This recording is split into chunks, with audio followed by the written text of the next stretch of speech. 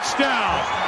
The route, and Randy Moss, without even really being able to run, as he shoots the moon to the pass, pumps to the left, 8 seconds left. He gets away from the pressure, fires to the end zone.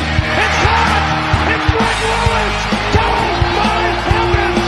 Greg Lewis's first catch has given the Minnesota. Ball's out, picked up by the Vikings. Chelsea getting ready to throw the race. Way ball Chelsea. No flags. Touchdown Minnesota.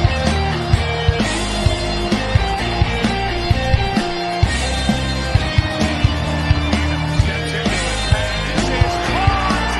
Diggs. Sideline. Touchdown.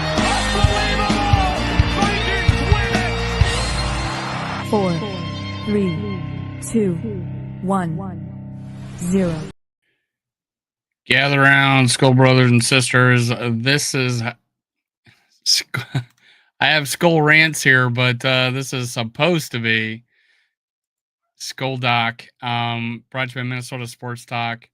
He's having a little bit of technical issues. I am kind of having technical issues too, but we're gonna go with the show today. We're doing a recap of the Bears and Vikings. If you're in this show, just hit like, make sure you're follow, hit subscribe. You can follow me on Twitter, TikTok, Facebook, at Skullworld, Skulldoc, at Skulldoc, at Skull_Doc. You can follow him there. He'll probably pop in here in a second. It was a rough game for the Bears. A little bit for us. Offense wasn't clicking too well. But it's kind of crazy to not have that great a game and still beat a team 30-12. I picked us to win 38-20. After Justin Jefferson dropped a touchdown, I was feeling pretty bad about that prediction. What do we got here? What's up, Barber? Nice to have you. What's going on? Always Mr. Positive. What's your prediction now, man? You think we're going to win out? You think we're going to win out? My wife's texting me. She's in Panama right now. But, yeah, it was a big surprise to have kind of a rough go at it and still come out 30-12. It's actually pretty amazing. Caleb Williams, at times, just couldn't see open receivers. Pretty ridiculous. There was guys wide ass open in the middle of the field. He's looking right at him beyond the first down marker, and he just wasn't hitting them. And he missed. I made a comment to the guys I was watching the game with, is like, Keenan Allen was like, I'm too old for this shit. The way he was just throwing the ball around. 3-0 in the last 3 games. There we go. I don't see why not. There's people picking the Packers that are power ranked ahead of us. That's ridiculous. I don't know how you can pick the Packers. In fact, the Lions, so many injuries, not to revel in that, but I don't know how you go to the Super Bowl with as many injuries as they have. But I guess the last Packer Super Bowl that they had like 19 guys on the DL, so I wouldn't put it past them. Now, they continue to make crazy decisions, onside kicking, and only one team, the Bears, has successfully onside kicked. So, it's like, what a terrible decision. They seem to score at will. We can't. Okay, so Skulldoc's going to restart his computer and pop back on. Hopefully that works. Now, not too many people in here, so I'll save the juice of the conversation. Now, it's really, really looking like, they're going to have a new coach next year, obviously. It's just depending on who it is. And Caleb Williams has talent to scramble. He doesn't seem to be able to hang in the pocket and deliver the ball on time or see the field as much. He does scramble quite a bit. Here we go.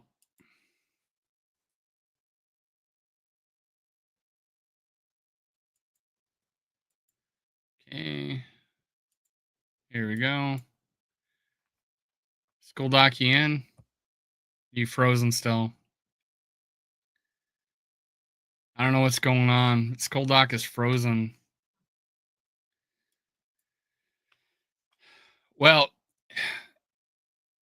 let me remove him until he's back unfrozen. Here we go. He's moving a little bit. We're just having a bad day of it here in Chicago, I guess. If let me know. Are you guys seeing in the comments? Are you guys seeing me well? Because I think I'm coming across good. Could you give me some of you guys tell me if I'm coming across good, or is it just Skoldock? I see your eyes moving, Skoldock. Can you hear me? All right. I think he's frozen. Still having trouble with this. All right, he's kicked out again. You see us both, but hey, you can hear me good. Skull for us, Skull for Life, Barber. Barber, can you hear me good?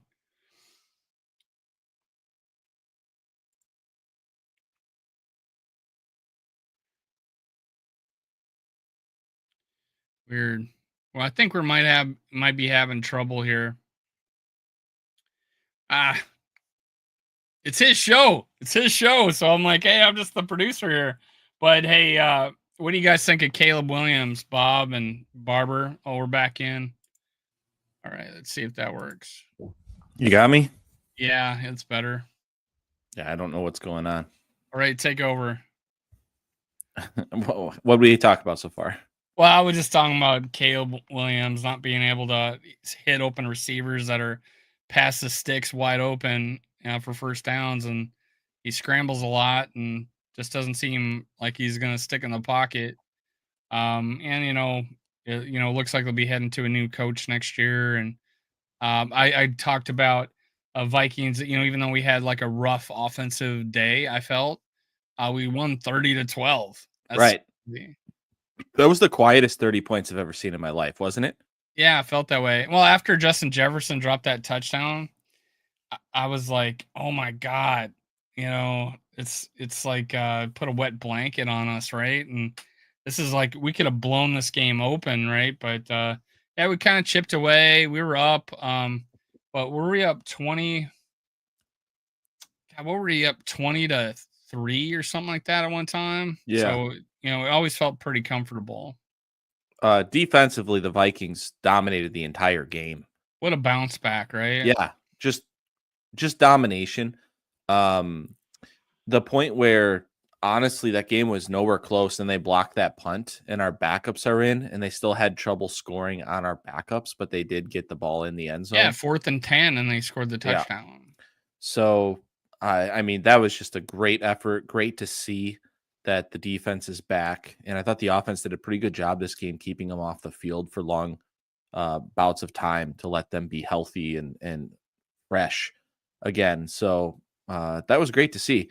Jumping into Caleb Williams talk, I've maintained that he's shown us why he's the number one pick with the traits that he has, just his elusiveness. Nice. Nice, Bob. His arm strength, the off-platform throws that he makes. But to what you spoke of, at some point when you're an NFL quarterback, 90% of what you do needs to be rhythm throws, needs to be on schedule, easy, drawn up shit, right? Go through your progressions. And he didn't do that at all. Like, not at all. All he did last night was take the snap, look at the rush, and then run around for 4 seconds and try to make something out of nothing. He did that over and over and over last night. I made a comment to a couple guys at the sports bar I was watching at, because I don't got fucking cable. I was like, Keenan Allen right there was saying, I'm tired of this shit. Because I mean he was wide ass open and he just couldn't hit him. And then there was a couple plays where guys wide ass open and he didn't pull the trigger and he went and scrambled around. And they were like right in front of him too, right in the middle of the field. And it had been first downs if he just would have got rid of the ball, but he just couldn't do it. I don't know. It was just, I don't know what he was thinking. And some of his deep ball accuracy was just so bad. It wasn't even in the same neighborhood. It wasn't close on some of those throws. So um, I still believe that Caleb has the ability to be a very good quarterback in this league, but you have to look at what he's showing you right now and be like, that's concerning. You know what I mean? It's not a slam dunk that this kid is going to work out. And it kind of, I guess it kind of should be, like, with how highly regarded he was by the draft community for years. We watched this kid in college and we said, this is the next Patrick Mahomes. And that just was ugly last night. And I know that Chicago is not doing him any favors with lack of offensive coaching and, the offensive line issues that they had. They tried that new left tackle out instead of going to Larry Borum, who's has some NFL experience under his belt. They threw out that kid from Yale. He's a Chicago suburb kid, hometown story that they threw out there at left tackle. First series, Jonathan Grenard strip sack, right? Like, that's which coaching, apparently is the best feeling in the world. Yeah. Don't He's tell like, us my wife knows. No, she's like, she knows. Well, she knows. Yeah. But how are you going to throw out that rookie tackle out there against Jonathan Grenard, who leads the NFL in pressures, and not give him a chip block, right? Like, that's just offensive coaching from the Bears. How are you going to get down to the 1 yard line, insert a defensive tackle as your fullback, and be like, oh, by the way, don't forget to check in? Like, that's just terrible. Yeah, I think there's a lot of bounce back game from the Vikings D. Metellus was all over the field, at least at the line of scrimmage. Cashman looked great. Grenard had another stellar day, I felt. Redmond was good again. Redmond, yeah. There was one of the last plays of the game. I saw him on the ground. I think it was the last play of the game. I saw him on the ground on his knees. I wonder if he got hurt. He's in concussion protocol. Is he? Yeah. That's what it was then. Shit. Even Jerry Tillery, even though I was hard on him, like I don't know, it was 2 weeks ago or a week ago. He had those effort plays, right, on those fourth downs. So he just like sold his body to make those plays, and that was kind of great. But I think, what are they, 3 for 15 from third and fourth downs or something like that? I think they were like 2 of 15. 2, yeah. I remember. I think that's what KOC said in his post-game 2 for speech. 15, I think, yeah. Which is wild. And 1 for stopped. 12 from third down and fourth down, 1 for 3. So they were 2 for 15 which is incredible. Incredible. Defense brought it all night. The fans at the game brought it all night. Kudos to all the fans who went there. It was rocking. The Chris Carter and Jake Reed going out there holding the Moss jersey, that got everybody nice and juiced up for the game. That was great to see. It was awesome to see JJ score the touchdown and then shout out Randy Moss into the camera. I mean, this is a community that just the athletes embrace the community and the community embraces the team. And they mentioned in the broadcast, I don't remember who it was. I think it was Scott Van Pelt actually on ESPN after the show, just saying how the Midwest is kind of like that. The Packers do a good job of that. Their players embrace their community, and the Vikings do the same thing here. So that's just awesome to see. Yeah. Yeah, it's great. I think it was like instantaneous, and it wasn't contrived, that we really, really embraced Randy Moss in his time of need. We were curious, we're respectful. We honored him. I wore my Moss jersey that week when we found out. He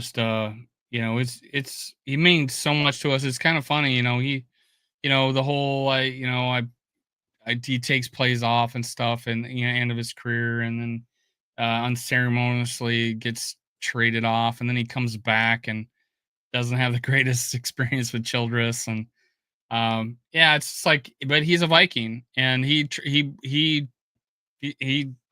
says, I'm a Viking. It's like, was it 7 years with the Vikings? It's not like it was 10 years with the Vikings, and right. But we claim him, he claims us, and we'll love him for it. So yeah, I'm a Vikings fan because of Randy Moss, and there's so many more of me out there Yeah. who are Vikings fans because of Randy Moss. There are so many people outside of the state of Minnesota who are now Vikings fans in their 30s, in their 20s because of Randy Moss and what he did for the Vikings during his 7 years in Minnesota. And forever grateful for that, for impacting my life the way that he has, for better or for worse. Yeah. Like I said, the last week I met a guy that became a Vikings fan because he was a Herschel Walker fan. I was like, Yeah. you're like a fucking unicorn, man. But yeah, Randy Moss. Before that, was Barber the said Purple that. People Eaters, Fran Tarkenton. There was, I mean, we had some good players, but we went through the 80s and 90s a little, wasn't much there, but we still had good teams and we still were competitive. But then when Randy Moss came, it was like, wow. And then, Adrian Peterson carried the torch. There's fans because of him. And then, Justin Jefferson, man, he's a phenomenon. He's a phenomenon out there. I mean, he's a universe, he's gone beyond football and in different countries even. I mean, I was sitting at a fast food place and there's three little kids near the soda machine doing the gritty. And I'm like, wow, and then I saw this one kid with a Randy Moss, a Justin Jefferson jersey and just at like an Easter egg hunt here in South Florida. I'm like, man, he just transcends football, I think. And what a team player. Just his conversations, his interviews after the game, whether or not he has a good game or a bad game, he's all about the team. And it's good to see a superstar athlete like that be all about the team. You can't say, I mean, Randy Moss won the fucking ball. I mean, Justin Jefferson wants the ball, but he's so diplomatic about it, Justin Jefferson. It's kind of unusual to see that and he's so flashy on the field. He's wearing the sunglasses after the game. He's got, I don't know, a 10-pound diamond necklace on while he's playing. He's a flashy player, but he doesn't act like it. Yeah, I agree. Barber brought up a good point. He said, glad Brian O'Neill wasn't seriously hurt, but Cam Robinson has got to have a better game, clean up those penalties. I don't know what the hell was going on with Cam Robinson. It was like a complete meltdown. Annoying. We had 10 penalties in that game, and we were being pretty clean the last few weeks. And he was like 4 of them. He had illegal formation on one of them was and him. Then 3 false starts, right? Yes. In your own building. Come on, dude. Get your head in the damn game. Yeah. And that kind of stalled the offense a little bit too, not, having longer, I guess let's talk about Sam Darnold's. I can't put everything on Sam Darnold and his accuracy because the pocket was getting collapsed into him and he was hitting his hands against helmets, and I'm surprised his hand's not size of a balloon today. Yeah. It looked like it wasn't all his fault, but accuracy was an issue in this game a little bit for him. But he played through it. And there was a couple just amazing throws and ran the offense, and he's patient. He's patient fucking back there. Mm-hmm. And that's great. I felt like even though it was a shaky game for him, we can win like that. We can win 100%. with him like that, especially if our defense is playing good. 100%. That he's been on fire lately. So it was kind of weird to see him come down a little bit today. And he's just had some inaccuracies like you were talking about, just missing high, missing outside a few times. Kind of looked like the Jaguars game a little bit with some of those bad throws that ended up in picks. But on the whole, he didn't really have a bunch of turnover-worthy plays.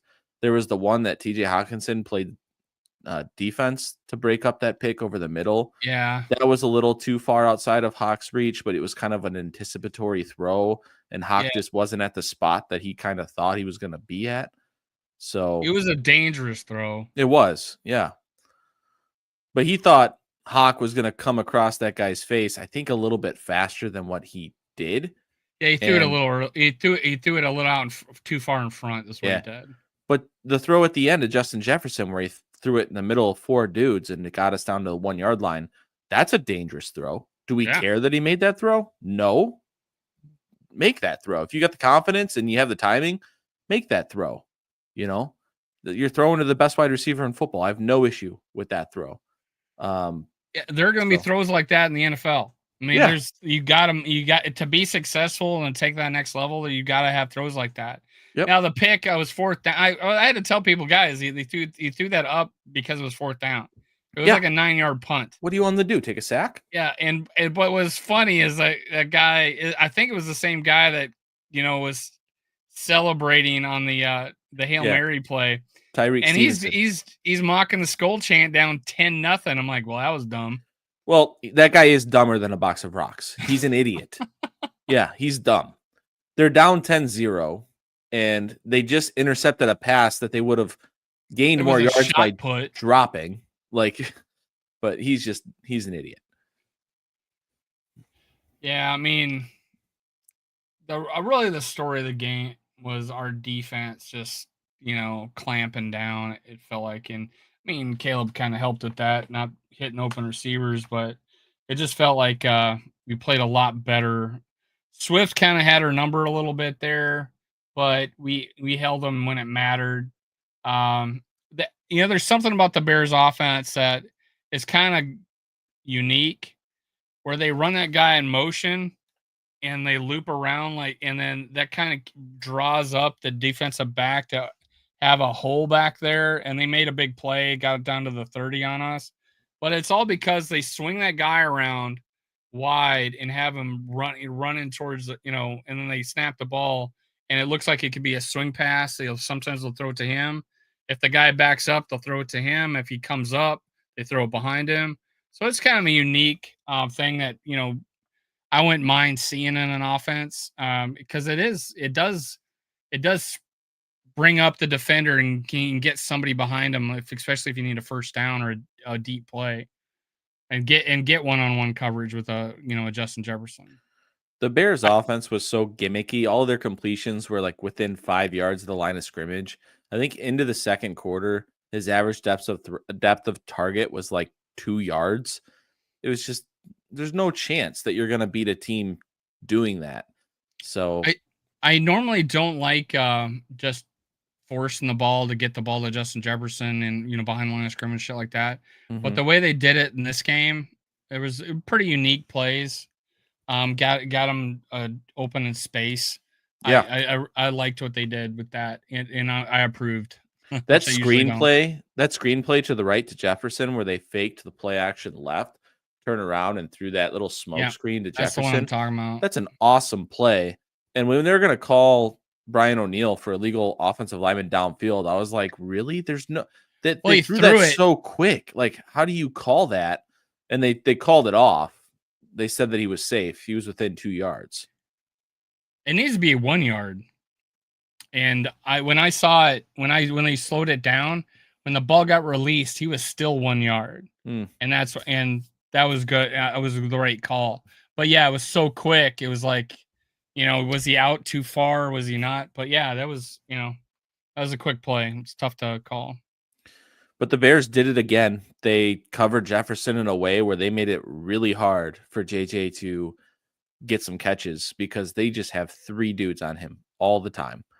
And I think the Vikings still could have easily had a 100-yard game. Yeah. If he catches that touchdown. I still think the Vikings. We didn't have to run out the clock at the end. Right. I think the Vikings left a lot out there in terms of TJ Hawkinson. I thought that he was open pretty much all game long. And there was a couple of drives where Sam Darnold did lean on him. And great call, by the way, that pass interference where the defender came through TJ to break up the pass. You can't do that. But he's a cheat code, man. TJ Hawkinson on third down in the middle. He just runs out there, gets to the sticks, boxes the dude out, put it on his chest. That's first down. Yeah. And that's true. If Justin Jefferson catches that touchdown, Darnold doesn't throw an interception. True. Because that was in the same drive. And that game is 17-0 at that point, and the Bears are done. And we're not going for it on fourth down, and Did you I know see, guys, what were you thinking? Were you thinking you should have kicked the field goal there? Personally, yes, I would have taken the field goal. That's what the analytics were saying on the screen. But I didn't, I was okay with them going for it. It wasn't like it was fourth and extremely long. 4th and 3. Yeah. So I was fine. Which made me wonder why the play was so slow developing. Like, why wasn't there someone like sneaking out or My why wasn't vibe, there? my vibe at that point in the game was just that it was very clear that the Vikings defense came to play and that the Bears were going to have a hard time scoring points. So let's just take every single field goal that we can take to just keep adding to the number, because I And it felt was a like, momentum thing. yeah, Kind I of felt crushed the momentum a little bit. I this felt think that like next a drive they kind of moved the ball a little bit too. The Bears. I felt like this was a first to 17 wins the game type of game in the first half. I just like the Bears aren't going to score against us, so just keep taking the points. What was the over on this? 43.5. It was 42. Yep. Jesus, Vegas. Hey, I should have bet on this game. I should have bet on this game. It was 7 points, and I didn't. I still haven't bet this year. I think I said 27-17, and it ended up being 30-12. And I was 38-20, so I was 8 off on each direction. Yeah, short pass. I was like, yeah, just it's one of those situations that we're 4th and 3, and we're taking her, it's long developing play, and we have 3 guys in the same fucking spot, or 2 guys in the same fucking spot. Yeah. But still, I mean, this was a dominating effort by the Vikings. They dominated the Bears. It wasn't pretty, but it ended up being another blowout game, right? That is our, I think, 5th game this year where we have won by 10 plus points. Someone said it was 4th time we won by 17 or more. Right. Right? And I mean, that's great. Our point differentials up there. This is absolutely a Super Bowl contending team. I was watching somebody on national TV they were just kind of giving a vibe check, like, you buying the Vikings now, tied with the Lions up at the top and chance of the number 1 seed. And they were like, yeah, it wasn't pretty. I would have liked to see them dominate the Chicago Bears. And I'm like, bro, they did dominate the Chicago Bears. What are we talking about? It was 30-12, and they scored that last touchdown because of a blocked punt. And then they scored And against 4th and 10. yeah, and they scored against our backups. Like, what are we? I mean, there was not talking a about? single starter in that on the field when that happened, which is Yeah. crazy. I'm like, we have enough players to have 2 defenses. So now they have to go out to Seattle, and they have to take care of business against a decent Seattle team with a Geno Smith quarterback who's probably going to have a sore knee. And they're going to have to win that game. And Seattle hasn't been a kind place to us in the past, but they have to win that game and put themselves in a position to fight for the 1 seed. Because I really want the Packers game to mean everything that it can. You know what I mean? Yeah. I mean, I said in the last show we did was that after they realizing that, hey, we control our destiny, these guys would come out, take care of business. And even though it was like a quiet 30 points, how often could we ever say that? Yeah. We didn't have to. It just came to us. It just we took what we was given to us, and sure, we had some accuracy wasn't there. I think this was probably one of his least accurate. 24 for 40. That's not great. And yards per pass, 5.1 yard. I mean, it wasn't as bad. We didn't have a bunch of deep bombs or anything like that. But it just again, he was patient. He took what he didn't make mistakes. There was a couple of dangerous throws, but they weren't crazy. They weren't bad throws. So I really liked what I if that's a bad week, I'll take it. 30-12. This is nothing like the rough stretch he had there for a couple weeks. This is him getting past a game, not having everything work for him, and then hey, he'll have another game where he has 4 touchdowns and he'll look awesome. Yep. So this is just one of those games that you'll have. I mean, fucking Patrick Mahomes is having this game every week and they're winning. Listen, man, Bears games, Vikings games are always weird. So just take this one. It's nice, right? It wasn't close. We beat the shit out of them. It's nice. I'll take it every time. 0-7 on the road, Bears. Wow. Right. And that was my biggest thing coming into the game with all these Bears fans who were kind of optimistic regarding the Bears' chances to pull the upset off and win the game. I'm like, they haven't won a single road game all year. Do you really think they're going to win in Minnesota against the 11-2 Vikings team? Like, that's the first road game they're going to win all year? I doubt it. Yeah, our good friend from Outdated, Andy, I think is his name. Yeah, Andy. He was going through it, man. He is I think a lot of Bears. It was funny because I always make fun like this is the greatest situation any rookie quarterback's ever gone into.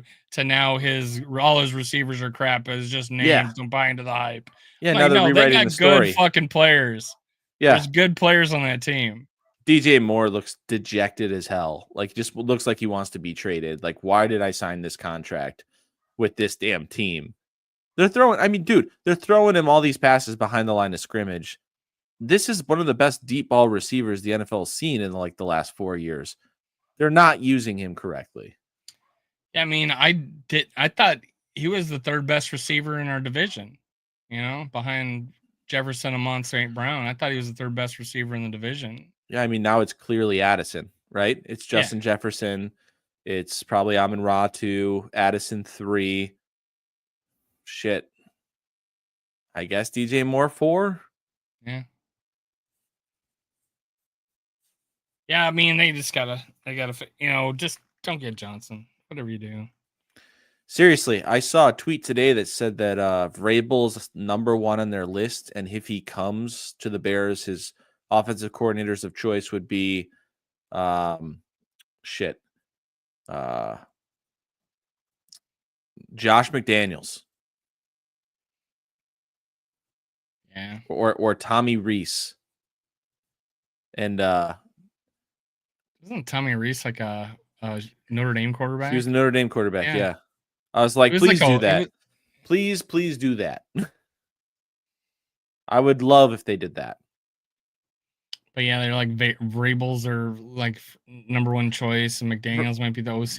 And Vrabel's a good coach, but he's a Mike Zimmer, in my opinion. He's going to get your defense on track. He's going to be a leader of men. He's going to be a good coach. But you better hope that he hires the right offensive coordinator, because he's not the type who's going to be a Kevin O'Connell, Mike LaFleur, buddy with your quarterback, calling the plays, running that show. So if you hire Josh McDaniels and it ends up being a terrible situation, you're screwed. You're just screwed. This makes us feel that more happy about our situation. I can't imagine, man. You're going to have another 13-win season, most likely, or higher, in his first 3 years. And the only reason we didn't win 10 or 12 games last year is because Kirk got hurt. Right. It's just like this guy could have had 3 double-digit wins in the start off the season. We could be talking about, dynasty coach here. It's like, it's so refreshing to not have these hand-me-down coaches come through our team. Nobody wanted Zimmer because every time he got into an interview, they would ask him, what coaches are you going to bring with? And he says, well, I haven't thought about it. That was the feedback. That was some of the people that were close to those meetings. That the reason why he wasn't getting jobs is because he didn't know who. He never had like the relationships other coaches had to bring other guys in, and he relied on he relied on his GM to bring in the coaches to hire. So, but it's so refreshing that O'Connell is just a relationship, magnet. Yeah, and it's almost kind of silly, the relationships and the Google eyes that these quarterbacks have from the other team. It's like you saw Caleb Williams just eyeing him like, I want my wife to look at me that way. Yeah, seriously. KOC dapped up Thomas Brown at the end of the game. Like, I'm sure, hey, you're doing a great job. I'm sure he didn't say this, but I'm sure it's like unspoken, like, you're a great coach. If you need an opportunity and we have something open, we'll give you a call type of thing, right? Because he's going to be out of Chicago soon. And Thomas Brown has had an impossible shit sandwich delivered to him, but I think he's handled it with just an awesome personality about it, and he's done everything that he can do with that shitstorm that was forced upon him. So, but I agree with you that KOC, he's all about relationships. And I do think that we found just an absolute diamond in the rough, and we should be thanking Kwesi so much for the hire that he's made. Really, it came down to Kevin O'Connell or Jim Harbaugh. And I don't think that we would have gone wrong either way, but I'm so happy that we went the Kevin O'Connell route just because Or long term. it's the long-term offensive capability with the quarterback progression that comes with that. It just means everything. So I have a hot take. Actually, I agree with a hot take from Phil on his show at Score North today. They had the hottest take session. And the hot take was that Kevin O'Connell is the top 3 coach in the NFL, and he will bring at least one Super Bowl to this franchise in the next 8 years. It's coming. It's not if, it's when. I truly Next 8 believe years that. starting this year. Yeah. Oh yeah, I mean, I truly believe that. And he's on record saying that he thinks the most likely year is probably 2026, meaning that if JJ McCarthy starts next year, 2025, it'd be his second season as a starter, that everything kind of starts coming together. But I just think that Kevin O'Connell is too talented of a coach. He's going to figure out how to get it done. And I think we're going to see our first Super Bowl in Minnesota in the next 8 years or so. so if I was going to pick the next 3 years, I would for this year and the next 2 years, of which I would say would be the best chance to win the Super Bowl. I mean, it's more recency bias kind of coming out here, but I'll flavor in the fact that we have Brian Flores. I don't know if we're going to have him in 2 years. And the defensive players we brought in, what would their health be like in 2 years? Like Cashman and Van Winkle. I'm not too worried about Grenard. What will we have drafted? Like we only have 3 draft picks this year. I just kind of feel like if any time out of the next 3 years, the fact that we have Flores, the way our defense is playing, the weapons we have on offense, thank God Cam Robinson is working out, that and where we possibly could seed. I don't see why not this year wouldn't be the best of the 3 years, because we have no idea what JJ McCarthy is going to play like. We have a little bit of an idea, but who knows? So it would be nice. We're not, and it's not like we're putting all our eggs in one basket this year. Right. And it's like, okay, it's not one and done here. This is a window. I believe in windows. Some people don't. We got a window. It's just the fact that we got all the coaches in place and a pretty deep team on both sides of the ball. I don't see, and the fact that the Lions are faltering. It is a tough road, and that's the only kind of downside, is that this NFC is a really tough, that it wasn't like before. But I think, I would say, 8 years is not, I don't think that's crazy hot take. I think makes sense because, our cap space, the way we're handling things. But why not this year compared to waiting 2 years? I know people want to have the whole idea is, stick with the plan. You drafted a quarterback. He'll win us the Super Bowl. Why can't Sam Darnold? And that's the way I look at it. And I'm living in the now, and I might be a little more recency bias. But gosh, the fact that we have the coaching staff right now and the way the defense can play, we can win it right now. Yeah, we can. And I hope they do. And, as good as they are right now, the chance is still probably sub 10%. Jesus Christ, yeah, let them cook. I'm cooking, man. I'm cooking. I think Johnny that NFL. I texted you back, by the way, Johnny. I think that when you get another first round pick coming up this draft and $70 million or whatever they're going to have to play with free agency this next year, it's going to get people pretty damn excited. And then JJ McCarthy, if he can develop into basically, 80-90% of what Sam Darnold's giving you right now, which I think is a good possibility. I do believe in the kid's talent. I think he can even give you more in the ground with his scrambling ability. I think the kid's damn fast. Yeah, I mean, I put out there's this famous video of Fran Tarkenton scrambled, and there's a Michigan clip of him almost doing the exact same thing, and it's like, wow, man, this is like fucking identical. His foot He, speed's great. I told people his pocket awareness, his escapability, his scrambling ability is he's a cheat code. Yeah. AJ McCarthy is a cheat code when it comes to that. I agree. So it's going to be fun, but I agree with you. Let's live in the now and let's try to get it this year. But I'm just saying, like, if it doesn't happen this year, I feel so damn confident with Kevin O'Connell that he's going to keep us in that contender category, and sooner or later we're going to pop. Keebler, I tried to keep my sanity. I love me some JJ McCarthy, man. But Quasey says, hope is not a plan. But I think they really like him, and like Skoldock says, even if he was 80% of what he is, what Sam is this year, we will have the cap space to just make the team even better around him, especially in the future. Compared to putting more money into Sam Darnold, it is true. But we've never had this good of cap situation. We could either, if we went either way. Again, I think Skull, you kind of felt the same way a little bit, maybe less than me. But we went either way. I'm like, O'Connell, you earn the right to pick your quarterback. Go right freaking ahead, man. I'll sit back and just watch. T. Coob says that it's foolish to think that JJ will be ready to lead a Super Bowl victory at the age of 23. How old was Mahomes when he won his first Super Bowl? Now, I'm not comparing JJ McCarthy to Patrick Mahomes. That's not what I'm doing. How old was Brock Purdy when he made it to the Super Bowl? They didn't win it, but there's some young quarterbacks who are making the Super Bowl nowadays. I mean, Cincinnati, they made it. And Joe Burrow made it. Yeah, I feel like there's some sub 25 age quarterbacks making it to the Super Bowl. You're going to need a damn good roster around them for sure. And that's what I'm hoping the Vikings can really build. We have a damn good roster.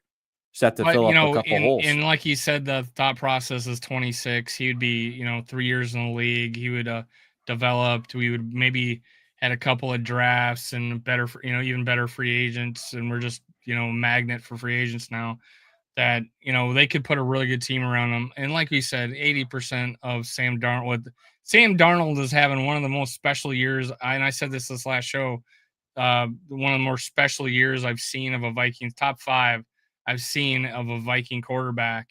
It is a special year. And that's why I say this all the time. You don't have to be an all-time great to play great. And he's playing great. When you take the whole season into account. Yeah, he is. And I think that JJ McCarthy has the ability to play great under him too. And Mahomes was 24 when he won the Super Bowl.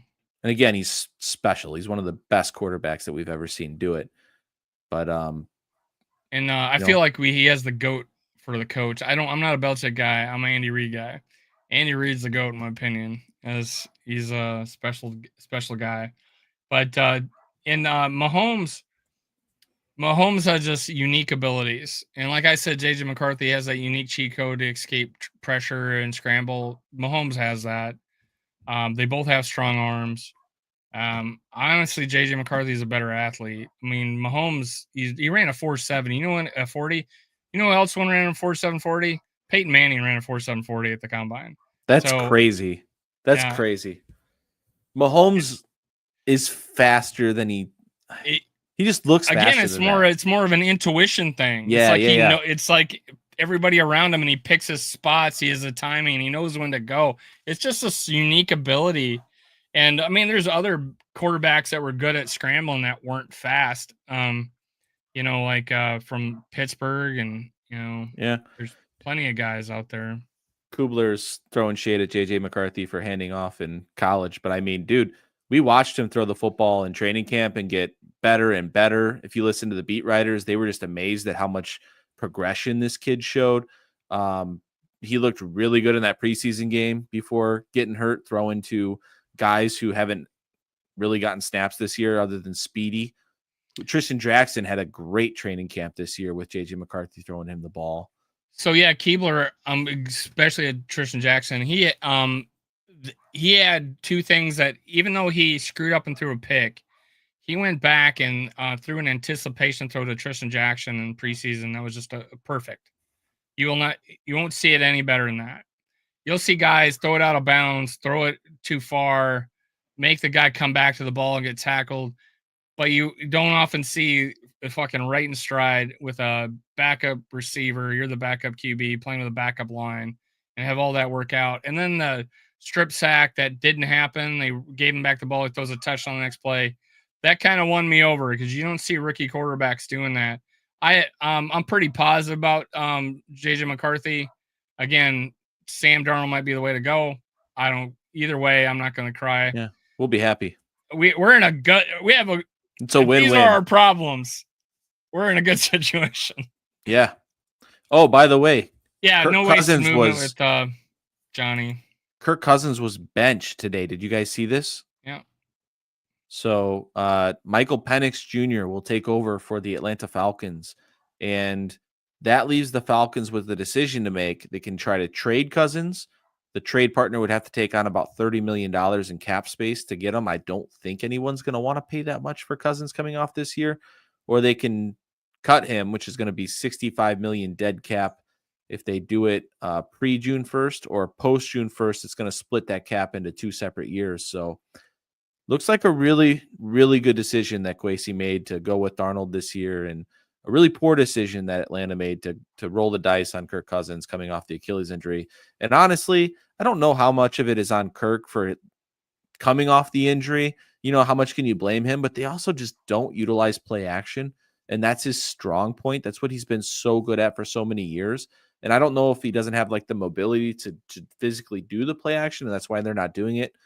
I don't know, but it's just a bad situation. I feel bad for Kirk, but at the end of the day, he's had a long career. He's made a shit ton of money. He'll be fine. And I'm sure there's at least one team that will, roll the dice on him one more year. My last memory of him as a Viking quarterback playing for us is him hopping off the field with one foot, so he could get back in the game faster. And that's what I'll remember him as a Viking, and asking how they did, when he was getting carted off the field. But like you said, I don't think putting Kirk Cousins into a pistol offense, not being able to run play action, which Tom Brady says he's the best in the business at. It just don't make any sense. And a lot of times with benches like this is coaches covering their ass.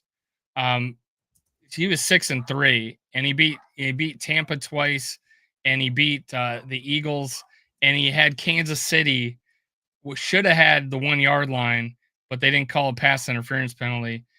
And we're in the fourth quarter, 21-21, and the Kirk haters assholes were about this tight. Yeah. 21-21, and he didn't see the field until they were down 35-21. So there's left in there. It can be a strength issue where he can come back next year, just be the 6-3 guy rather than the 0-4 stretch he had. There's a lot to do with Kirk's making some bad throws, but gosh, it was like a tale of two halves of the season where he was, throwing for 509 yards on Matt Ryan Day to where, he got to throw 17 times this last game. It's like, yeah, something's dysfunctional with that team a little bit. But again, we, like you said, and I said, it always seems like something's a little off with that offense. And maybe it's because they're running fucking pistol all the time. And it just don't make any sense when you got a quarterback that is so strong at one thing. And Sam Darnold's strong at it too. Jesus, I didn't know that about him. He does a really good job with play action. JJ McCarthy, really good with play action. I love that, being able to turn your back to the court, to the line and just be deceptive like that. Mm-hmm. So I think Kirk will be back next year playing for somebody. And I don't think he's gonna ask to be released this season. I think he's gonna try to stay on the team, and if he does, I wouldn't blame him. But he seems like that type of guy that if hey, Penix goes down, who else are they going to put out there? I think he'll dress. I think he'll be the guy on the sideline. I think he'll be rooting Penix on. And I like Penix. I liked Penix. I was a big Penix fan. I really liked Penix. I was kind of a bandwagon Washington fan last year, and they made it to the national title game. And my high school quarterback was their defensive coordinator, Charlie Morrell. Yeah, and now he's coaching for Alabama. So at the time, it's kind of funny. At the time, I was a big Penix fan, and I was liked him. Not you a JJ. JJ. You said that you're Washington, yeah. Yeah, and I was not a JJ McCarthy guy. And it wasn't until like the process of listening to their, scouting reports and listening to the draft, the talking heads talk and whatnot. And Thor was the guy who really brought me, to think differently about McCarthy, because the biggest thing was like going back to what T. Kubler was saying was like, this guy just doesn't throw the football in college. What am I supposed to think about this? Right. Like, are we just supposed to like project this to the next level? But then I started looking at the traits that he had and his ability to throw on the run and his arm strength, his mobility in general, and his leadership capabilities. It all looked appealing. And then the biggest thing was Kevin O'Connell actually signing off on the pick, right? Because Kevin O'Connell has killed how many of these quarterbacks that we could draft. The biggest one that comes to my mind is Will Levis, right? Like Will Levis, we could have picked that guy, and Kevin O'Connell killed that. So I just trust Kevin wholeheartedly that he's going to be able to mold JJ McCarthy into his vision of a quarterback like he did with Sam Darnold. So like the last couple of years, I would have like panel discussions and stuff, and I was always like, don't be so fucking, in a hurry to go up and get that quarterback. And because wait till 2024. And I'm still really high in this class. When you got Bo Nix in conversations for Rookie of the Year, you got Jaden Daniels, who I thought was number one, living up to the bill. I was really high on Penix. I wanted McCarthy. I knew it was, going up and getting those guys was going to be kind of hard. And now what's his name for the Patriots? He's looking all right, right? Drake May. So we thought about going up and getting him, but it's just too expensive. Yeah. But I was completely going to be fine if we got Penix. And then he got drafted by Atlanta. I'm like, oh fuck, we better get McCarthy now.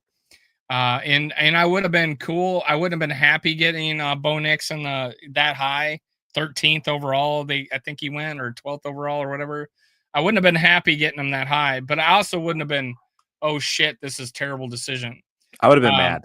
I thought it was terrible. I thought it was going to bust. And I think I'm wrong. It's looking good. I think I'm wrong. He's got 24 combined touchdowns this year. His arm is just much better than I thought it was. He's got more arm strength than I thought. I really looked at a lot of film on him after, because I was being told he is terrible. And when someone tells me he's terrible, and Thor told me he's terrible, I was like, I'm going to really look at this guy. I have a habit of liking the guy everybody hates. Well, Thor and who's the other guy? Another Vikings draft guy. I don't think too many guys were. I don't think they were really happy with Jane Daniels either. So I need to go look back at my Thor interview. We went through every quarterback in the top 10. Thor really liked Daniels. I think Daniels was number. Okay. I think he was number 1 for Thor. If not, he was like right up there with Caleb. But he may have been one of them. I had both those guys on my show. So yeah, I have to go back and see what Thor said about all these guys. For Thor, I'm pretty sure it was Daniels, Caleb, JJ McCarthy. Okay. I don't think he was too hard on Penix either. I just don't think he liked the value in it, if I'm not mistaken. He didn't like that he was stationary. He's got no mobility. And also there was some concern with, I think, his ability to throw over the middle. A lot of his production was outside the numbers. Yeah. But I was a Penix guy. I was okay with everybody. The only guy that I felt like had severe red flags for me was Caleb Williams. I just think he had other interests outside of football that would come up. I thought from a football athletic ability, Caleb That Williams is was up there. I just had him top. on I had another him level. second. Yeah. I But had him second. But he did have those weird red flags. I agree with you. Yeah, I remember that Fornes had a 4th round grade on Knicks responding to T Cubes there. yeah, I remember that. I remember that. Yeah, and honestly, his opinion of him kind of scared me pretty hard away from Bo Nix. I think Forno was actually a little lower on JJ as well, and I think there was like a butting of heads from like yeah, I who think you you're. gonna I think you're more right. who are you gonna more align with, Forno or Thor regarding JJ McCarthy? Because I think Forno had like a 2nd round grade on McCarthy, if I remember correctly. Also, Forno did not like Dallas Turner like at all. He was a big Chop Robinson fan, and then Chop Robinson started like turning the corner here this season. And Yeah, Forno's, I had Forno on, and I talked to him about Dallas Turner, and he says he didn't have him like low grade or anything.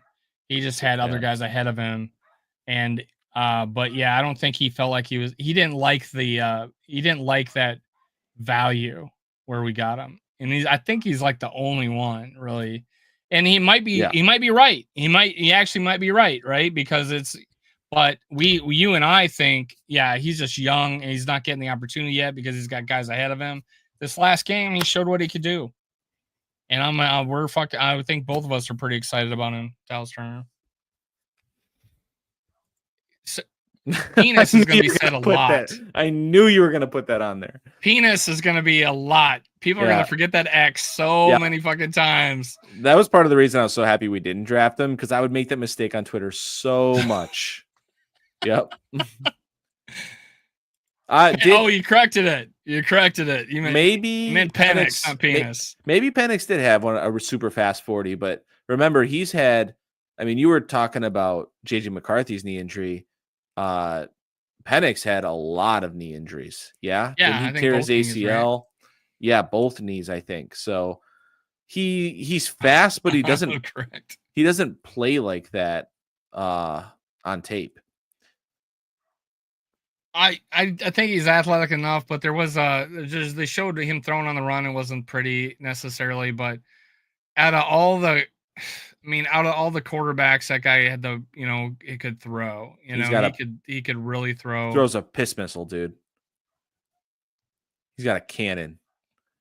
Daniel. That's actually a good comp. Penix does remind me of Sam Bradford. The way that the ball just explodes off his hand, just so much power behind that football. I like that. And early on, Bradford was pretty quick too, before his knees went to shit. Hey, I'm gonna pull up. My dog is just going fucking nuts. I hear him. I don't know what's going on. I hear him. All right. Well, what else can we talk about? Shit, we talked about a lot of draft. Let's talk about Dallas Turner and that sack that he had against Darnell Wright. I mean, that was just beautiful. The way that guy dipped, got low, turned the corner, went down to a knee, and then exploded up to take down Caleb Williams.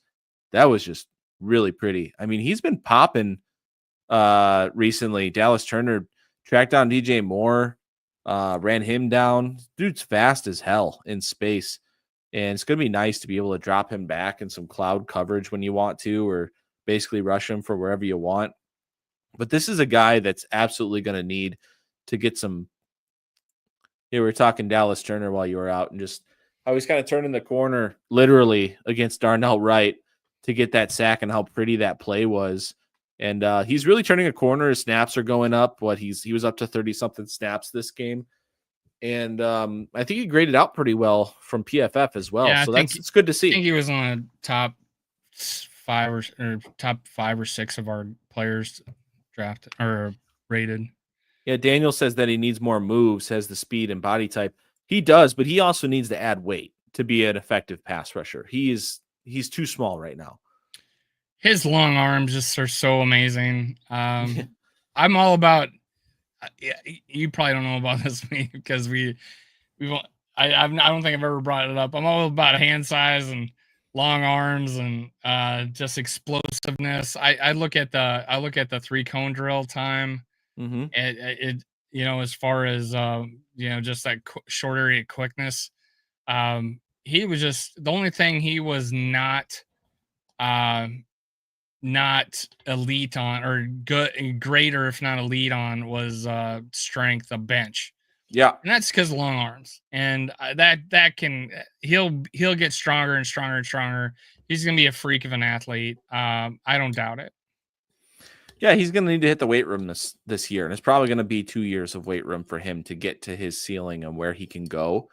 But this was always going to be a long-term thing. The kid's 21 years old still, Your physical peak is at like 27, and he's Yeah. 22. So Yeah. shit. So it'll happen. We got to be a little bit more patient with Dallas, but shit, like you were talking about, the measurables, the RAS score, relative athletic score, to be a top pass rushing defensive end, outside linebacker, you need to be an athletic freak. You just do. Dwight McLaughlin, man, good game. I think he played like 10 snaps. Looked good out there. Yeah, he took advantage of his opportunity. A lot of those guys did on the B team. Yeah. So he's going to be important in the future if he can give us some snaps going forward. And then who's that kid who was coming into his second season who tore up his knee in training camp? If you guys can think about him in the comments, I can't remember his name, but we were excited about him to get some snaps this year, and he was pretty good last year as a rookie for us. You just made me forget his name. It started with a B, I think. I don't know. Hey, who's the cornerback we lost? He tore his ACL in the preseason. Was he from USC? Is that where we got him? Yes. Yes, it was USC. God, now you're not Bo, I don't think. Sorry. Shit, it's Kyrie Jackson who passed away. Vikings roster. God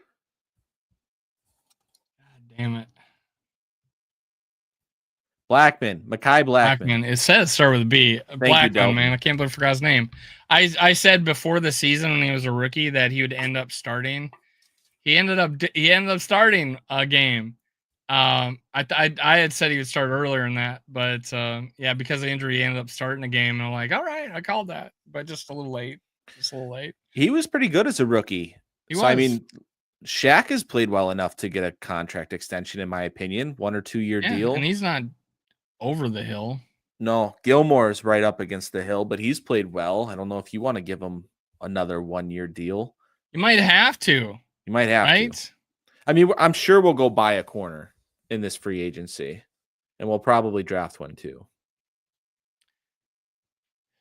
Where do you think and it's never too early to mock. I want to mock. Oh yeah, dude. What position? We're 12-2. We can't mock. 12-2. Where do we go? I think it's interior defensive line, or corner. It's corner probably. If you trade back into the second round, you're probably looking at running back, getting a stud running back maybe. Because that's another question: is do you want to bring back Aaron Jones for another year? What's his market going to look like? Yeah, it's a Barbara question. just brought it up. Jones. He's right up against it too, right? He's 30 years old, I think. You got to think that. God, this is a deep class of running backs, so I kind of think they're going to draft one. Yeah, Genty's not falling to us, is he? Says Dan says, I think that we extend Griffin and maybe Murray. It means Murphy, maybe Brian Murphy. Yeah, Murphy. Yeah, I mean, Murphy's going to cost you. He's playing really well, so he's going to have a market out there. There you go. Delton says, and he has flexibility. Yep. Delton says he wants Deion Walker, big-ass defensive tackle, built like a brick shit house, plays for Kentucky. Trade Darnold to the Saints for the 10th pick and grab Ashton Genty. Bro, if that happened, I would die of happiness before we could even win the Super Bowl. But something. Yeah, I don't think that you're going to get the 10th pick for Darnold, but we can dream. I do like the tag and trade option. There's been some people who come out and speculate that it might not be the Viking style to pull off a quote-unquote douchey move like that, but we'll see. It's just business. Business, It's business. not personal. At least trade his ass to somewhere like the Rams, not the Saints. Yeah, Oh God, poor that'd be guy. douchey. Yeah. I'm not gonna I lie. don't I don't know. know who TJ Sanders is, Dan. Let us know. Is he a running back? Who's TJ Sanders? Yeah, I don't start looking at college. I watched one game. It was the first game of the year, and it was Florida Miami. Miami kicked Florida's ass. The only game I watched this entire year. Once I started doing YouTube, I had to give a lot of shit up. A lot of shit up. T Cubes had a really good question. Were any of the defensive position coaches with Flores in Miami and could take over the defense if Flores leaves? This is a really good question for like Matthew Collar. He would know the answer to this. The answer is I don't think anybody was with him from Miami, but I do think they have a couple guys that they would like to take over if Flores does actually leave. Now, again, I would put that as a very low chance just because I think the league is still blackballing him. And I think the league is moving towards hiring offensive coaches. So I do think he stays with us for at least a few more years. And here's But another reason. mhm. There's another reason why he stay with us, because we may go very deep into the playoffs, and a lot of coaching positions will be filled. And he obviously took his name out of the Arizona hat because it just was a shitty place to go at the time, and went with us. So there might be a situation where there's just no jobs left. Great thought. That's a really good point. Because we're going deep this year. But they like Durante Jones, who I think is our secondary coach. And then there's another guy behind there that they like as well. So if he leaves, I do think there's someone internal that would take over because I think they want to stay with the same scheme.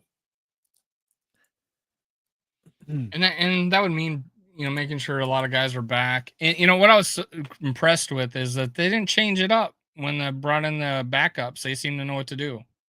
Yeah, dude, they This played last well. game. That They was were up great. at the line. They were backing out. They're rushing. You didn't know who was going, who was, leaving. Did you notice that Harrison Smith was out pretty early in the fourth quarter? They had Theo Jackson in there like way before the B squad, which was nice. Just save some snaps off of Harry. Bro, Harrison should have had a pick six. He was playing robber in the middle of the field there, and Caleb Williams threw an absolute bullet at him. It was probably a little too fast. I think that's why it went through his hands, but that was his pick six. Yeah. It was right in his hands, but yeah, he threw a bullet. Did anybody else a defensive back?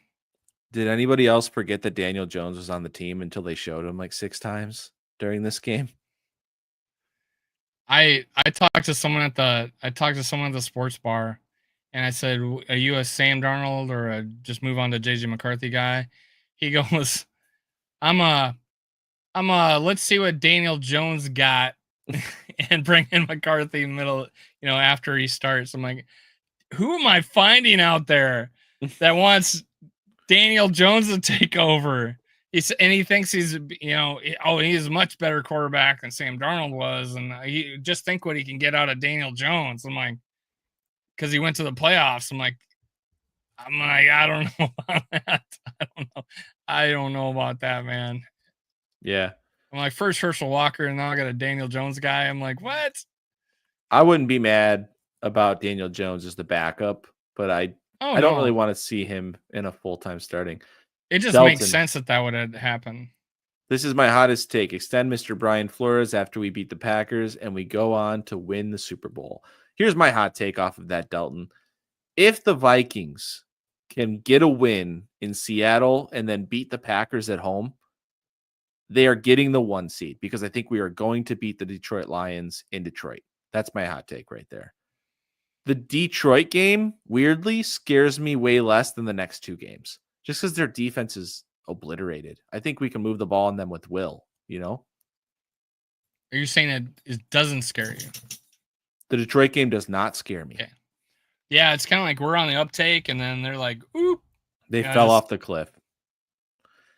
Because we have a better defense than the Buffalo Bills do. Oh, yeah. Yeah, they give up. He ran and threw for 6 touchdowns the week before, and they lost. It's like, I don't think that happens to us. That doesn't happen. We don't have any ugly losses this year. No, we don't. I mean, our 2 losses were combined 4 points, I think. crazy. Is that right? We lost by 2 to the Lions. No, Rams, I thought we lost by a double digits. was it but I might be 7? mistaken. No, we had a chance to go tie that up the last drive. Oh yeah, because of the face mask. I think we're down by 8. Okay, we were down by 8. That's right. So total 10 points in our losses. But back to his point earlier about paying Flores. There's no salary cap for coaches. Kevin O'Connell's earned himself a shit ton of money with an extension coming up this offseason. And yes, he will get extended. We don't have to worry about that. They should also pay Brian Flores handsomely to stay here and continue doing his work. What do you think on do you think he's a $10 million a year guy yet? Kevin O'Connell? Yeah. Oh, I think he's in the 15 million range now. That's what Jim Harbaugh's making. That's what he's going to want.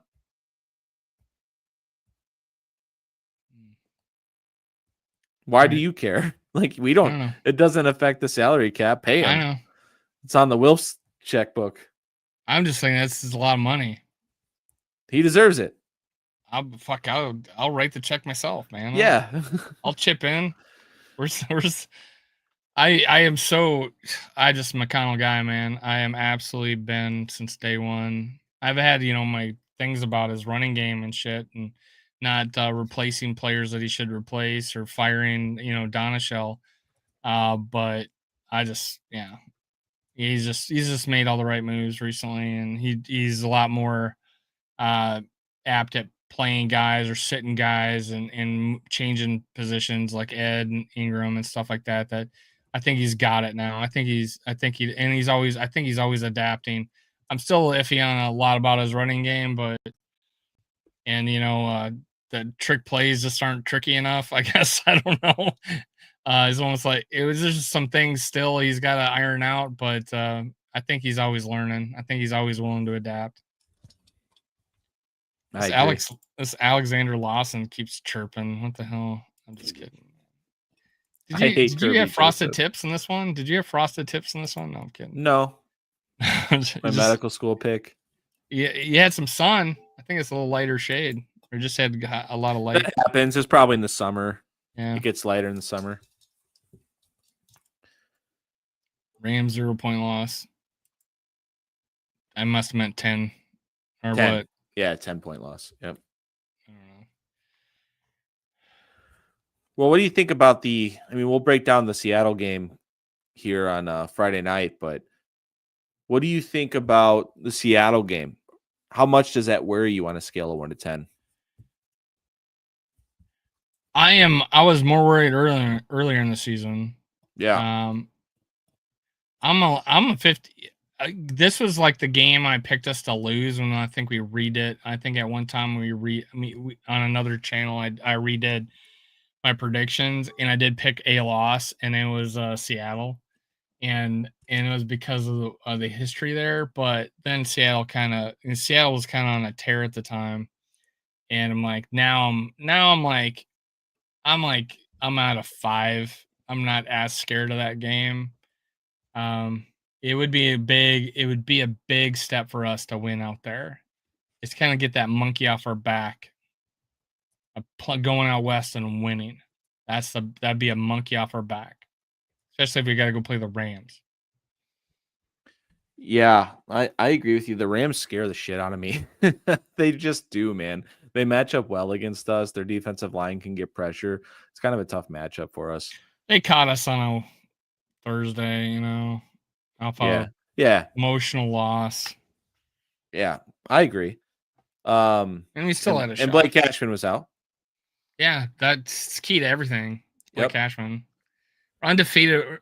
The Cashmans are undefeated this year. I'm excited to get Ivan Pace back for the Packers game. He should be back. He should be trending back for that Packers game. Because when Ivan Pace is in there, man, that run defense just looks different, doesn't it? The way he flies around. Yeah, makes a lot of TFLs. Yeah, we talk about that. He just seems to penetrate or get under people, get under blocks, and get around people. And then Cashman can do his deep zones, which he's great at, and take away the middle of the field. He looked healthy. He looked healthy. I think Van Ginkel's not like you said. I don't Yeah, think he's as spry as he was earlier in the season. I agree with you. Give that guy some rest. And that's great that Dallas Turner's coming along to do that. Yes, 100%. Well, guys, let's wrap up the show here. Good talk. Thank you for bringing the questions.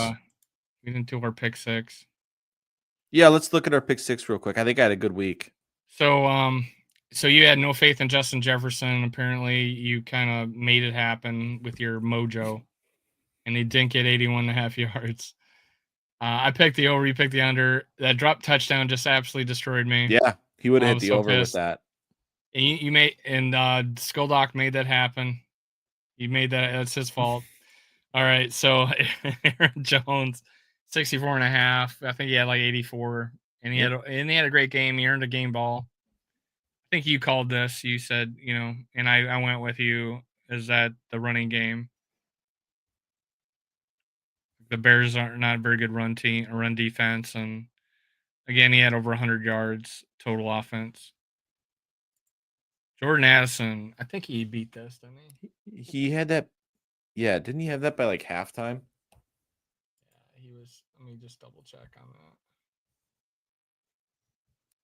that. I think he had that. Yeah, Aaron Jones is on pace to break his own rushing record in a single season.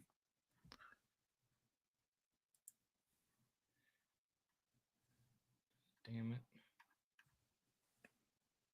Tell the box score at. I got it here. All right. Jordan Addison, 7 catches for 63 yards. So you got it. Big catches too. TJ Hawkinson. You called this. 5 for 52. This was the one I was least happy about that I did. I was like, I'm just gonna go under just to do it. That was the least assured of this one. We both got this one wrong. Yeah. It could have worked out, but just Caleb was that awful. 191. Yeah, 191. And we kept them under their yard average for this year too, under 290. So that was good. And the best part of this is that he is not going to hit 4,000 yards this year. So once again, Chicago Bears, no 4,000-yard passer in the history of the franchise. I think you can, and I said he had the world's awfulest body language, and you said he is like Jay Cutler, a great comp. Yeah. Yeah. So you did pick the under on Sam Darnold again, willing it to happen.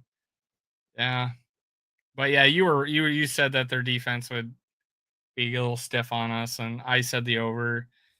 So you passed me up for the first time this year. I'm 5 of 6 this week. We both went 6 of 6 last week, I think. So we are. And I was only 2 ahead of you, so you got 3 on me on this week. So you should be 1 ahead of me now. I think we're both over 500 though. Nice. We're going to both be over 500 when we should put our money where our mouth is. God, you should have this week anyways. We had some comments in the end here. We're talking about the draft still. And is the debate over? Is he better than Williamson? Oh my God. Yeah. Yeah, it's over. It's over. He's a better player. He tracks the ball better. He catches the ball better. He can run more routes than him. Yeah, he's 100% better.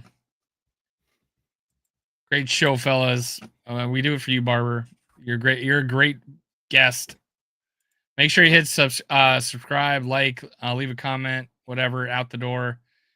Push our videos. Appreciate it. All right, man. Any last words? In your holiday garb that you're wearing every day now? This guy's so festive.